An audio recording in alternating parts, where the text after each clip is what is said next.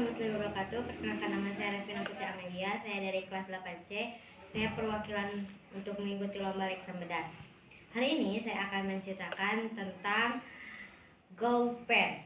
Palupi wakes up from his sleep. Palupi told him about his dream. One sunny day, Palupi was playing in the flowers garden. Palupi walked from to pick flowers. Arts hue sensitive, enjoying the flowers, yet the butterfly was angry because it was going to pick flowers.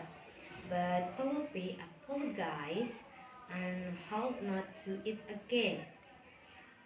They became was a friend of the butterfly, but they are no friend.